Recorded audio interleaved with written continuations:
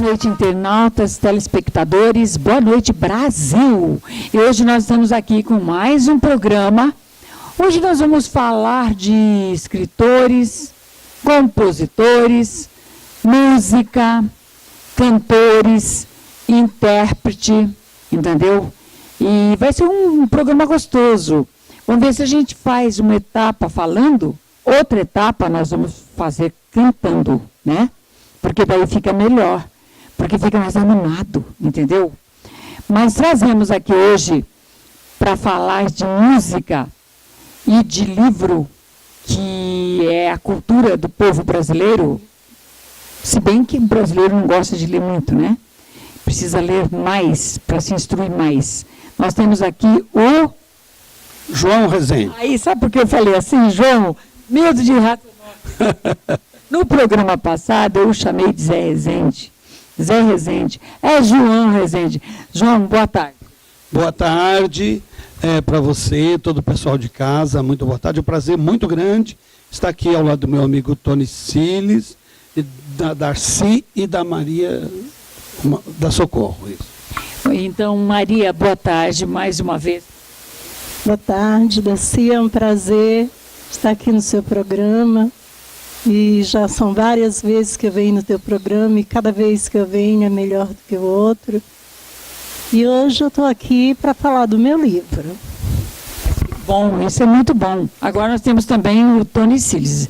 Boa tarde, Tony Siles. Boa tarde quem estão vendo o programa, quem está em casa aí na boa.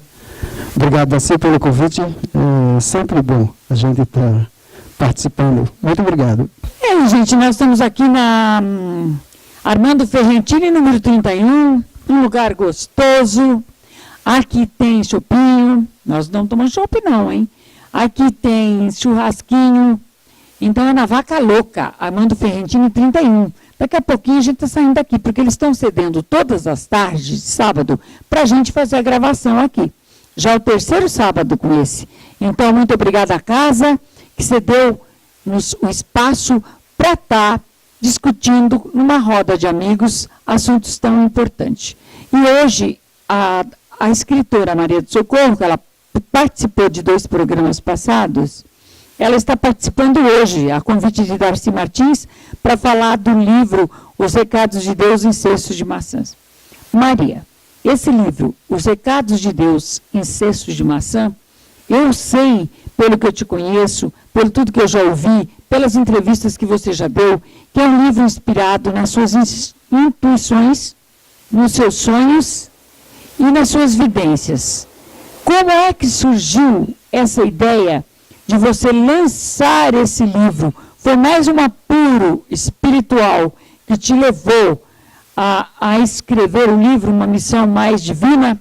Ou você escreveu um livro porque você quis retratar um sonho, outro, ou achou que era uma brincadeirinha ou uma coisa muito séria? Sim, Darcy, foi a pedido dos mesmos que me passaram as visões, que num sonho me disse que eu tinha que escrever um livro.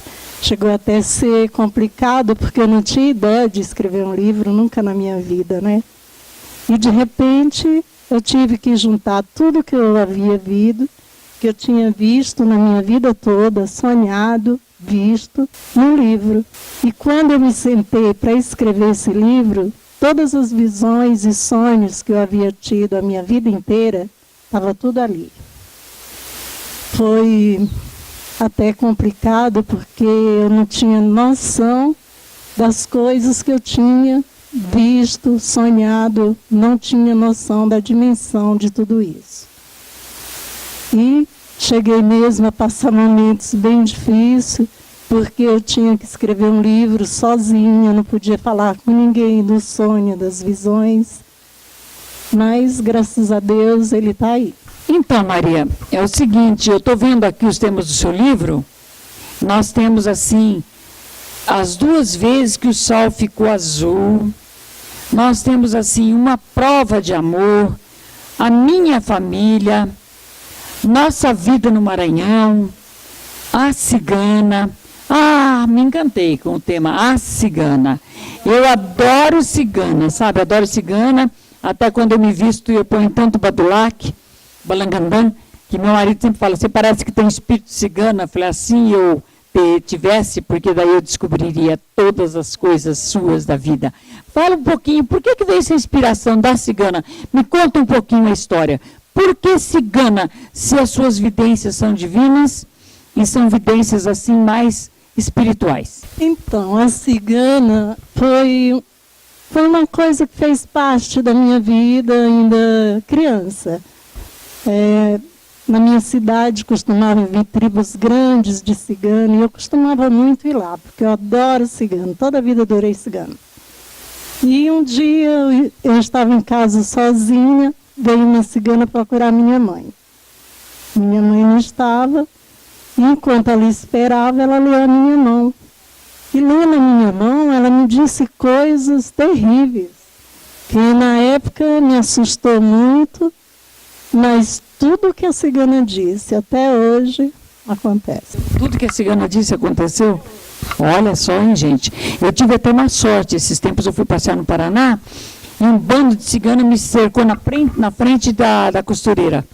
Aí ela falou, moça, compra essas joias minhas, eu estou passando fome, preciso tratar do meu filho. Minha irmã foi um pouco mais na frente. Aí ela falou, não compra não, isso é tudo enganação, cigana é mentirosa. Mas eu fiquei com dó que ela veio com um punhado grande de joias. Eu falei, olha, eu vou te dar então, quanto você quer? 200 de tudo isso. Aí foi abaixando. Aí eu falei, eu vou te dar 10 para você dar comida para o teu filho. Então dei R$10. Daí a pouco ela jogou uma corrente dentro do meu carro e eu fui embora com medo da cigana, né? Não é que eu fui ver a corrente era de ouro mesmo? Então eu perdi uma oportunidade de ter um calhamaço de ouro dentro da minha casa.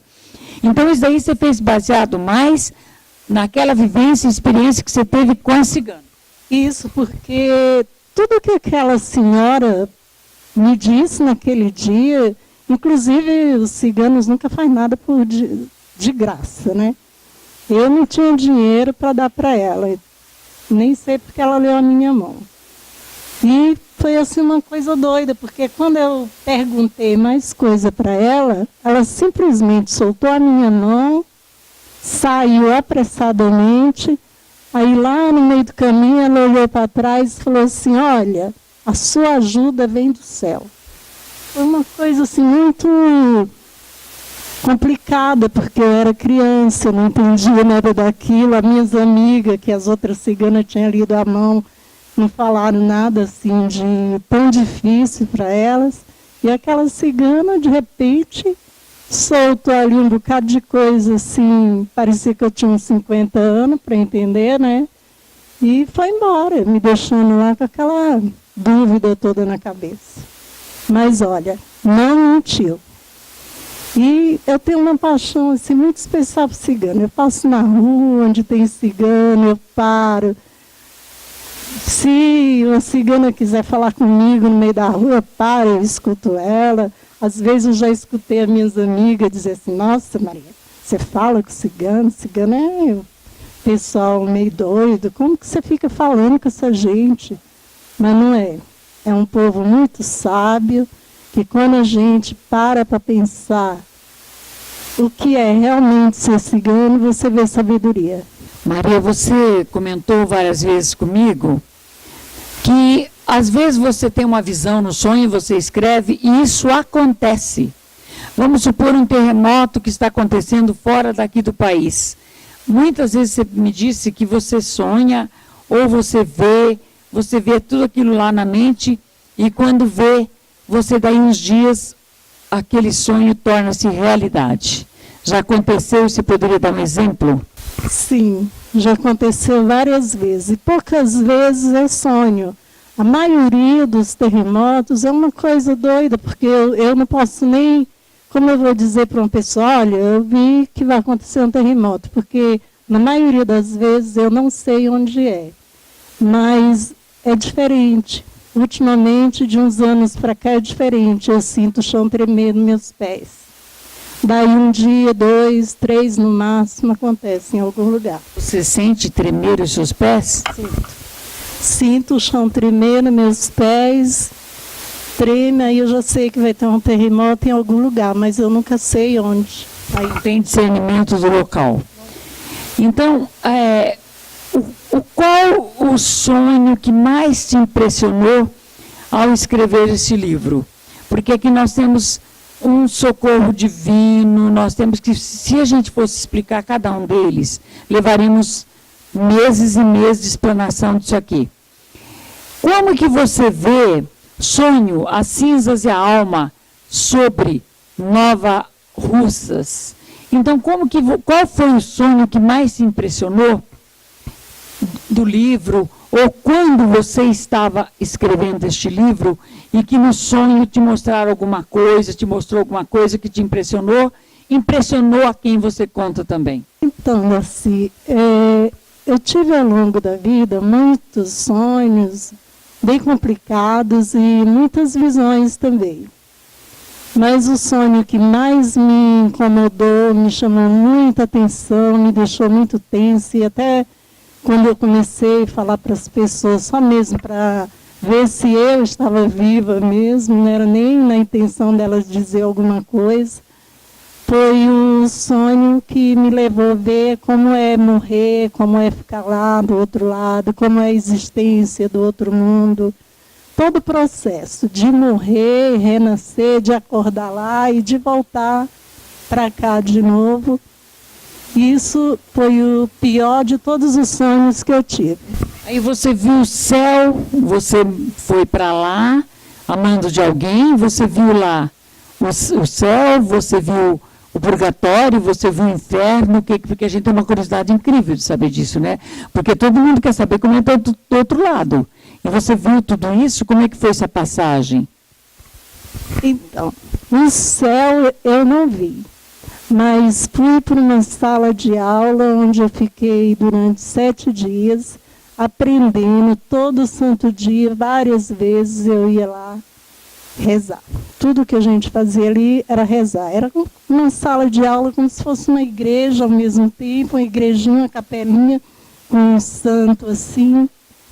Não chegava nem a ser um santo, como se fosse um altar sem nada. Mas era uma sala de aula onde se aprendia. E dali eu voltava para uma sala escura, onde tinha outras pessoas que tinham ido junto comigo. Foi todo um processo, do início, de sair dessa vida, de chegar na outra vida, de ficar lá e de acordar, de ter consciência que havia morrido e voltar. Prova-se que a salinha que você viu a princípio era o céu, o amadurecimento mais espiritual. A segunda sala provavelmente seria o purgatório escuro. E o terceiro, você viu, teve noção de inferno também e volta para cá ou não? Então, essa sala seria uma espécie de preparação para depois você sair dali e seguir o caminho que você deveria ficar lá na outra vida.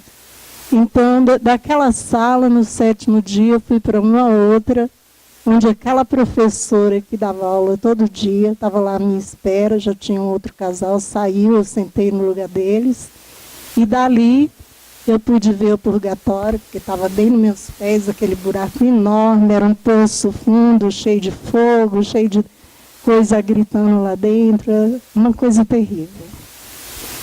E dali, e foi ali sentada junto com ela, que ela me disse que ela mostrou tudo o que havia me acontecido, do acidente, do hospital, onde eu havia morrido. E foi quando eu comecei a chorar desesperadamente, que percebi que estava morta, apesar de toda hora alguém dizer que a gente estava morto, mas eu não queria acreditar nisso, né? Então, dali eu saí com permissão, né? Porque precisa de uma permissão para vir. Depois de chorar muito, implorar, ela arrumou uma permissão para mim vir. E vim. Quando eu cheguei na minha casa, eu não cheguei por inteira. Eu fiquei bem no alto, perto do telhado da minha casa, mas dentro do meu quarto.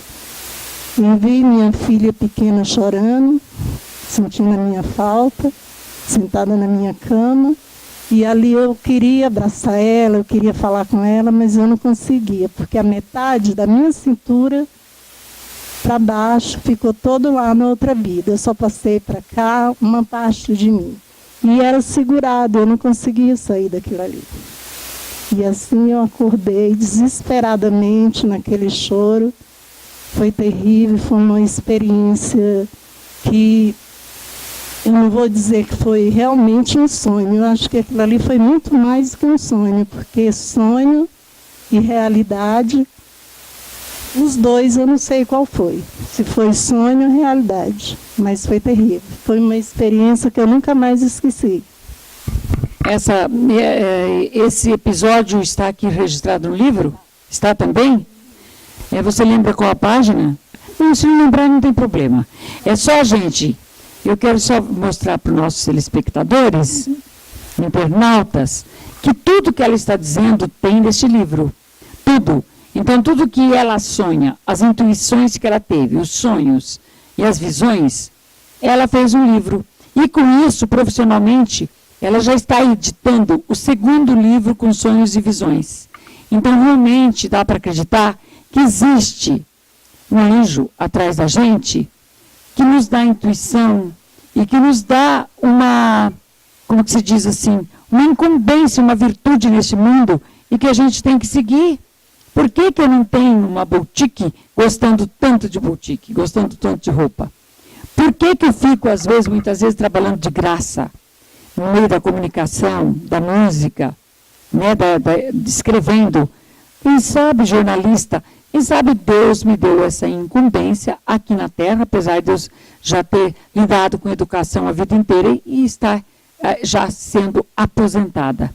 Então, a Maria está já no segundo livro, e tudo ela não escreve por si próprio. Tudo uma intuição, tudo ela tem vidência para depois ela escrever o livro. Então isso é muito interessante, é uma coisa assim. Você tem aí? Página? Pode procurar. Então, depois desse dia, eu nunca mais fiquei sozinha. Eu sempre fui acompanhada, muito acompanhada. Às vezes eu sinto a presença muito próxima de mim. Foi como se, vindo de lá, eu não vim sozinha. É uma coisa até difícil de explicar, porque você explicar o que ninguém pode ver é confuso. Eu sei que é porque é confuso para mim também. Mas essa é a mais pura realidade. No dia que eu tive esse sonho, eu voltei lá mais 3 vezes. Vi um outro lado que eu não tinha visto naquele dia. Vi outras coisas, está tudo aqui no livro. E, como eu disse, eu vim acompanhada de alguém que está sempre por perto de mim, que me ajuda quando eu preciso, que me orienta quando eu preciso. Enfim, é um amigo que eu não conheço, mas eu sei que está por perto. Olha que gratidão. Você poderia dar um pouquinho do seu parecer sobre isso, rapidinho, para a gente depois entrar na sua colocação aí? Bom, pelo que eu estou conhecendo ela hoje, né, e também não tenho conhecimento do livro dela, nem nada, mas assim, pelo que eu estou percebendo, ela é uma pessoa sensitiva, né? Ela tem uma espiritualidade muito elevada e, por exemplo, eu posso citar o caso, por exemplo, do Goiás, né? Que já que nós estamos falando de compositor também, né? Que o Goiás, ele fez no leito de morte dele, ele fez uma música, ele fez diversas, mas eu me lembro de 2, assim que eu posso citar.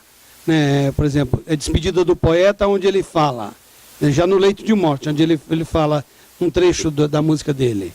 Deixo na terra meus sonhos loucos para a ganância dos fariseus, enquanto a vida se esvai aos poucos dentro da noite do meu cruel adeus. Aí ele fala para a esposa dele: adeus meu último amor desta terra, para mim se encerra a vida carnal. Eu sou uma forma de pensamento que volta ao mundo espiritual. Quer dizer, são pessoas que são iluminadas, né? É assim, não que o estado de iluminação, todos nós, seres humanos, possuímos ele, só que tem pessoas que têm uma capacidade maior. Esse estado de iluminação, ele é muito mais presente, né? Ele é muito mais avivado, vamos dizer assim. Foi que nem ela disse aí. Né? Eu queria perguntar para ela, assim, se, por exemplo, a exemplo da cigana, né, que que leu a mão dela, se ela já aconteceu de ela tipo assim, ler a mão de outra pessoa, assim, ter essa sensibilidade de ler a mão e descobrir, assim, revelar coisas importantes dessa pessoa, se ela tem esse como é que se diz, vamos dizer assim, essa iluminação também. Não, eu nunca li a mão de ninguém, eu nem gosto. Eu não gosto de fazer previsões. Eu ajudo sim, eu já ajudei muita gente na minha vida que nem sabe que eu passei por perto dela. E eu prefiro assim. Eu trabalho numa área que eu estou sempre em contato com muita gente e você acaba vendo muita gente precisando, né? Então, você ajuda de uma forma que a pessoa nem sabe que você fez alguma coisa. Isso, e é assim que eu prefiro. Nos lugares por onde eu ando por aí, todo mundo quer saber se eu leio cartas, se eu faço trabalhos, essas coisas. Não faço. Não faço, não gosto. As visões que eu tenho, elas são muito natural, vieram para mim assim, muito natural, muito de graça. Nunca fiz uma oração querendo ter uma visão.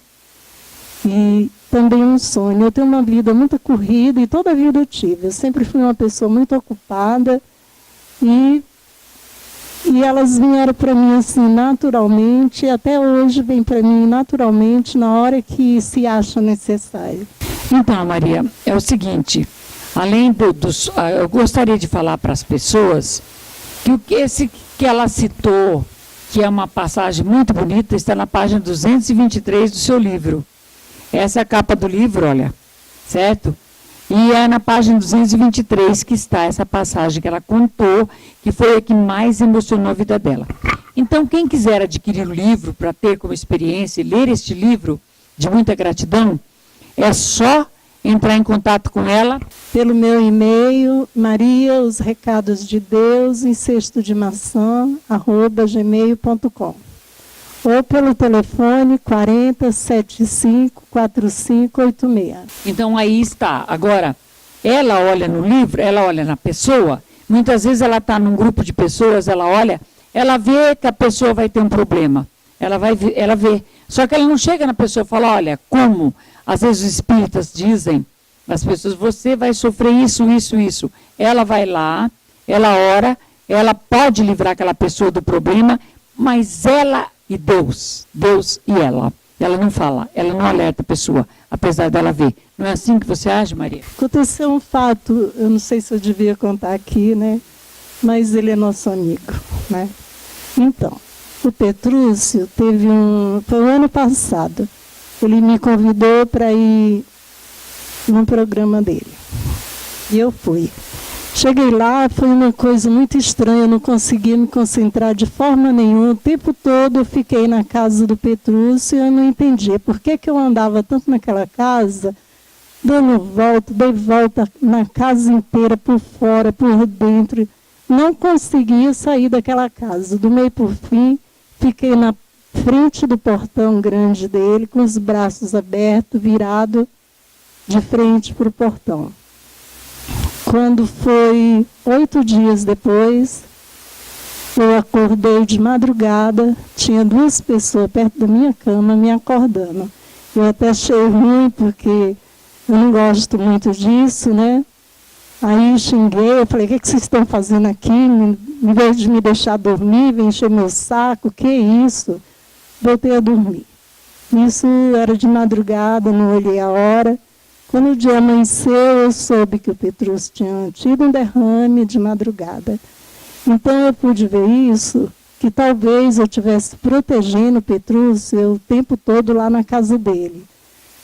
Provavelmente não é bem uma explicação, porque eu não sou bem dada nisso, né? Mas eu acho que quando eu fiquei de braços abertos, na frente do portão grande dele, eu estava impedindo a saída dele para um lugar que não deveria e nem era a hora. Olha que interessante, né, gente? Muito interessante. Mas é isso aí, gente. Olha, Maria, obrigada pela sua participação.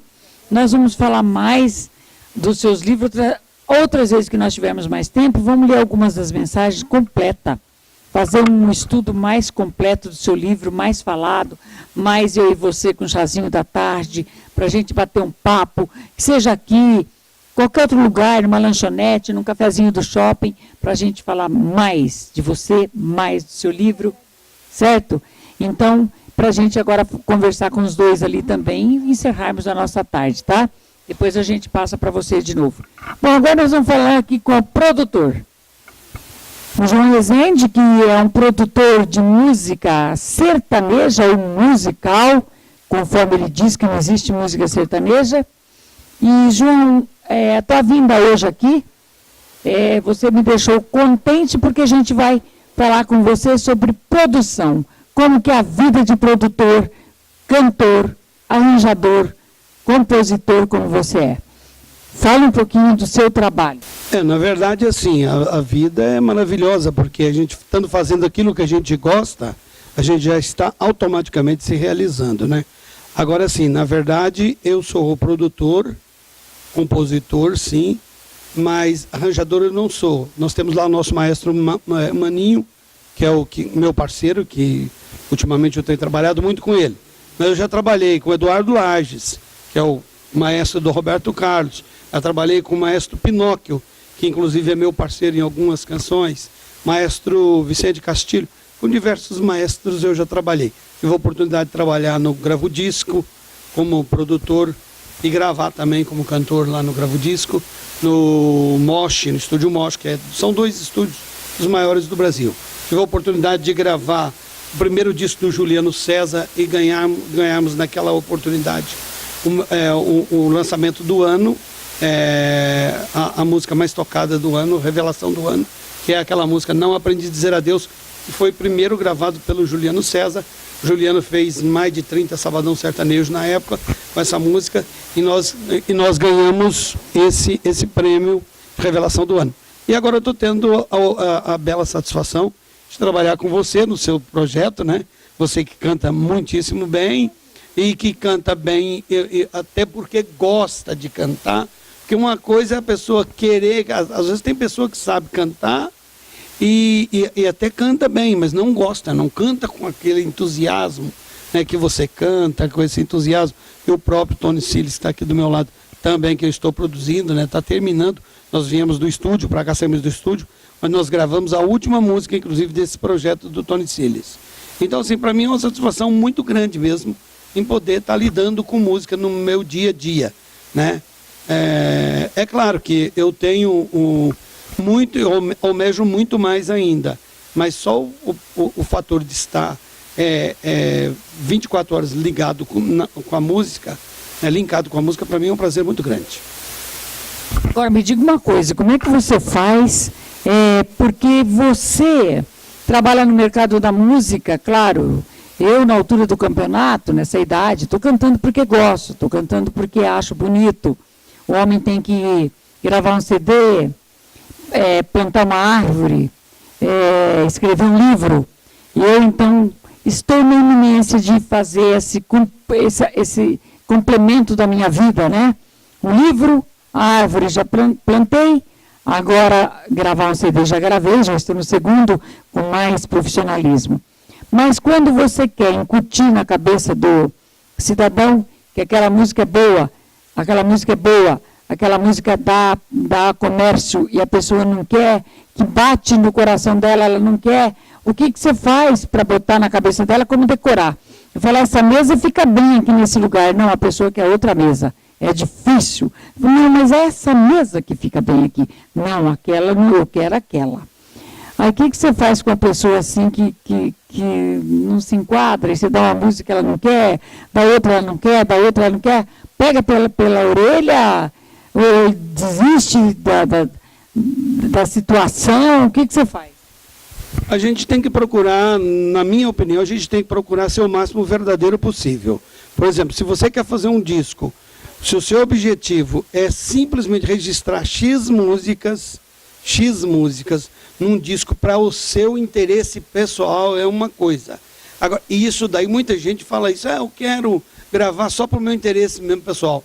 Mas, na verdade, lá no fundo, a verdade que ele mesmo esconde dele é que ele quer agradar as pessoas. Ele quer ser aplaudido e tal. E outra, às vezes a pessoa não quer, às vezes não tem interesse econômico, isso é verdade. Mas na verdade, assim, ele pode não ter interesse econômico por cima de um projeto, mas ele tem interesse sim de satisfação, de ver as pessoas cantando a música dele, cantando com ele e batendo palma para ele de forma verdadeira. Porque tem muitas pessoas que às vezes até pagam para os fãs desmaiar, não sei o que lá mais, enfim.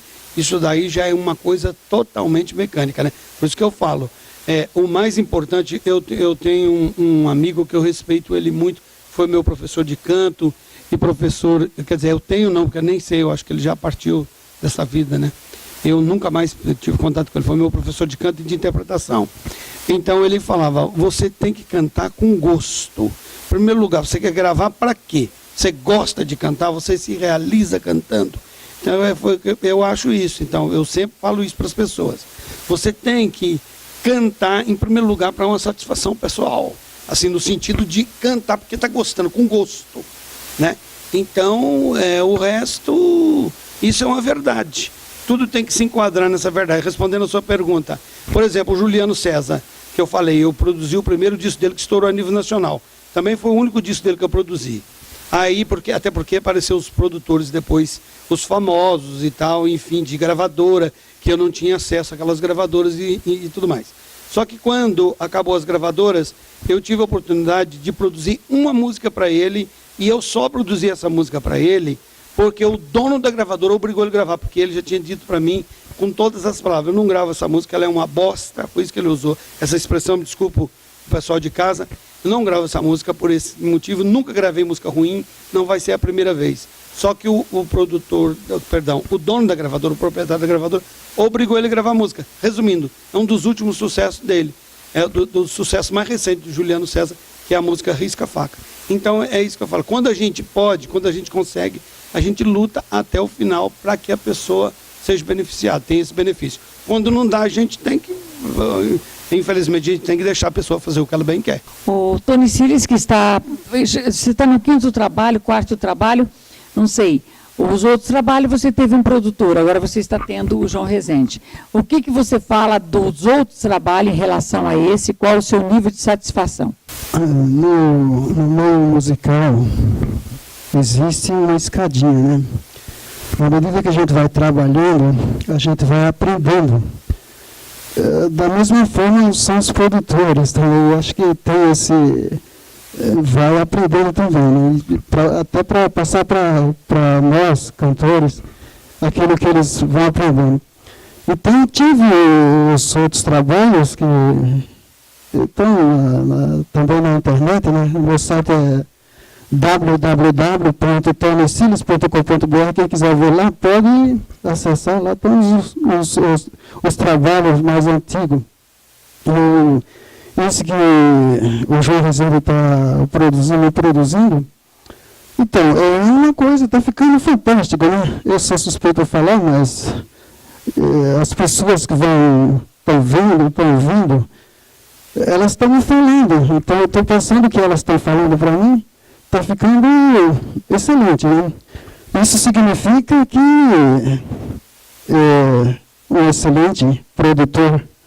Então, como eu acabei de falar, que é uma escadinha, né? A gente vai trabalhando, vai aprendendo. Isso é muito gratificante para o artista. Isso é a minha opinião. Então, gente, nós estamos falando com o Tony Siles. Vocês olhem a humildade desse cara, o talento profissional que ele tem musical. Ele conhece muito de música, ele toca muito bem. Então, eu admiro muito esse perfil dele, você entendeu? Ele nunca sabe, parece que nunca sabe, mas ele sabe muito. Ele é muito afinado, eu sempre admirei ele como cantor, conheço há muito tempo, como estudante musical, que ele vai fundo, ele quer estudar mesmo. E ele, assim, está num patamar, no quarto ou quinto CD? No quinto? Sétimo, já no sétimo trabalho, pensa bem. Que maravilha. Ô, Tony, você poderia dar uma palhinha, assim mesmo, que eu também vou dar uma palhinha da minha música, que você está fazendo com o João Rezende, dá uma palhinha sua, que eu vou dar uma palhinha minha depois, para a gente mostrar. Pena que a gente não trouxe violão, nada para mostrar, para o povo saber qual a música que você está trabalhando em cima, que você trabalhou hoje, sei lá. Tem uma música que o João fez em homenagem às mulheres, né? Inclusive, acho que você vai fazer um programa dia 8 de março para a gente fazer. Tem uma música muito bonita, muito bonita da autoria do João Rezende, que fala, diz assim, como o título da música é Esteio do Homem. Pergunta para ele aqui. Na verdade, eu tenho mais 2 coautores comigo nessa música. A letra é minha e do Guaçu, e a melodia é minha e do Rony Mota. Olha só, sou feira, né? A música, só uma palhinha. Eu peço desculpa porque a gente está sem instrumento, vou fazer só de garganta mesmo. Diz assim: a mulher é um sonho predileto para o homem que ficou sozinho. Nada substitui sua falta, do amor ela sabe o caminho, para levar o coração do homem pelas trilhas de uma paixão. É a estrela que Deus enviou para nós desde o tempo de Adão. E aí, peraí, mais para frente vocês vão ouvir, é uma coisa maravilhosa. O refrão que é a mulher é o esteio do homem, é o porto, é o mar, o farol. É por isso que canto para elas, de pôr do sol a pôr do sol. É isso aí. Epa, Maria, nós estamos com tudo, né?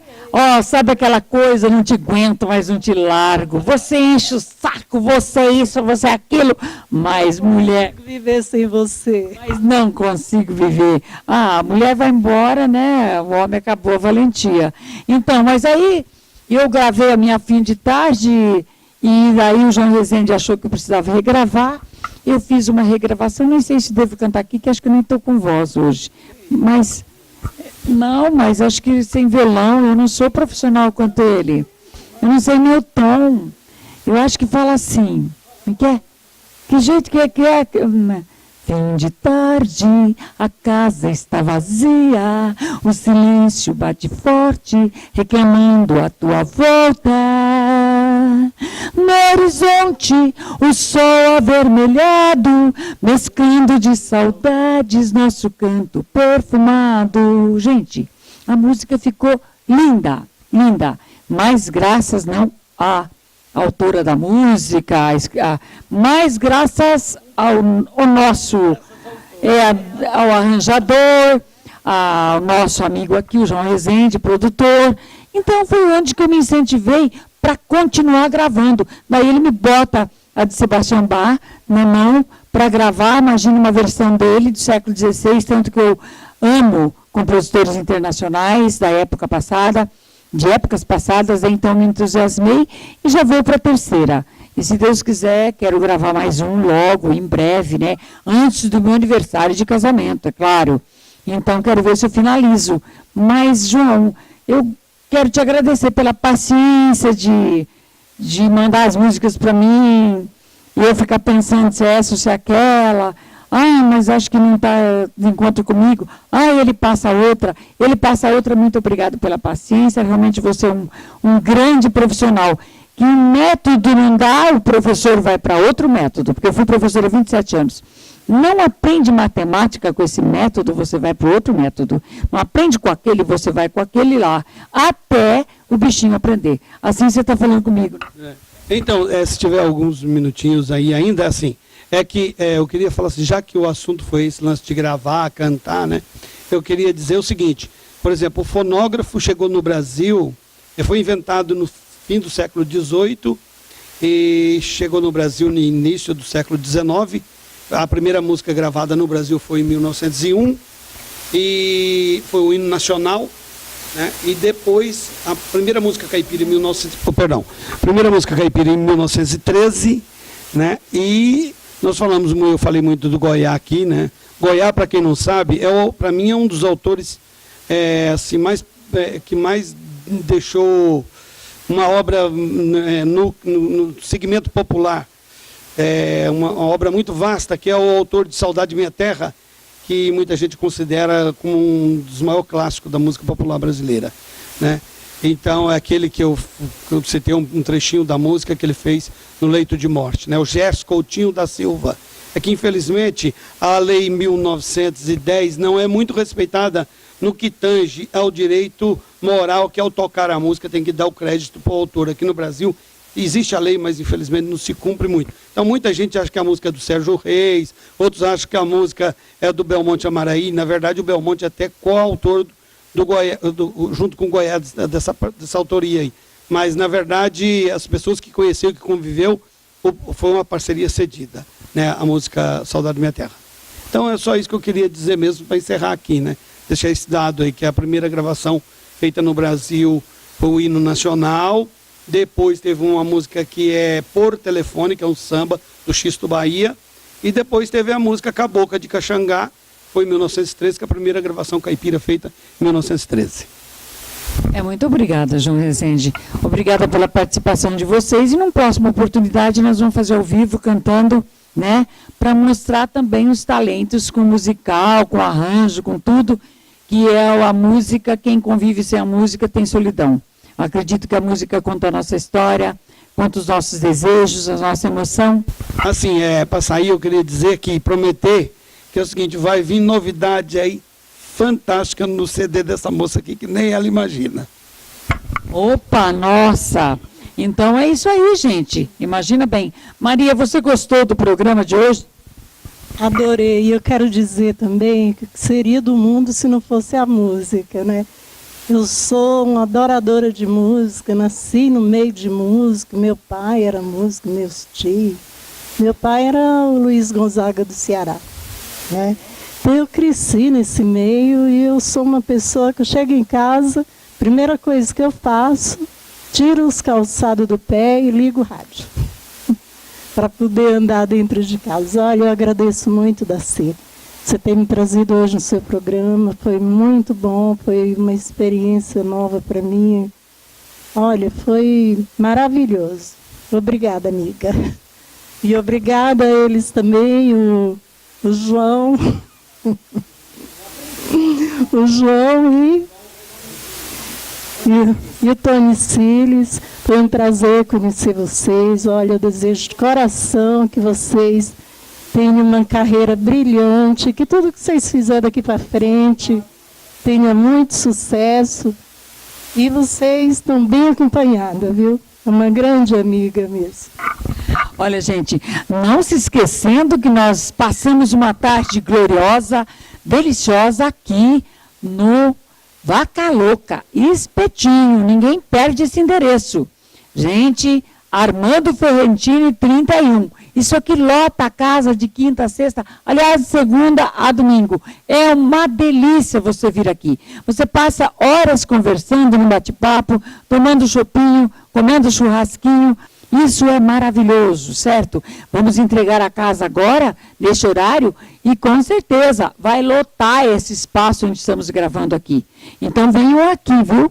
Eu quero agradecer os nossos internautas, telespectadores, o meu marido Rafael Rodrigues Martins, que tem uma paciência danada de me acompanhar, correr atrás desse caixa de som, fazer tudo por mim, para mim, certo? Muito obrigada a Rafael Rodrigues Martins, obrigada ao Raimundo, nosso especialista nosso cinegrafista, técnico aí, edição, tudo. Muito obrigada. Obrigada ao Tony Siles, que há tanto tempo me acompanha, mais de 18 anos, ao João Rezende.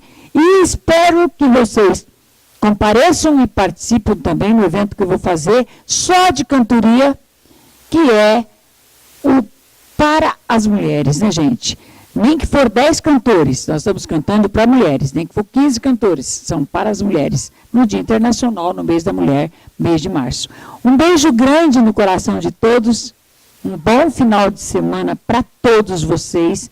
Que Deus dê intuição, que a Maria tenha a todos vocês e que ela também tenha intuição das nossas ações, dos nossos tropeços, das nossas vitórias e que nos avise de tudo, né, gente? Que Deus ampare o mundo que está transviado, né, gente? Ficam com Deus.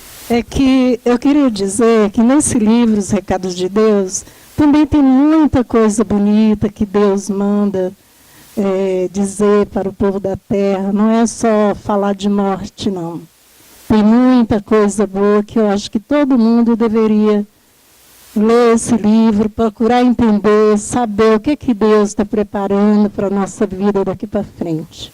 É isso que eu queria dizer, gente. Obrigada. Olá, gente. Então, fechamos o nosso programa com os recados de Deus em cestos de maçã. Tá bom?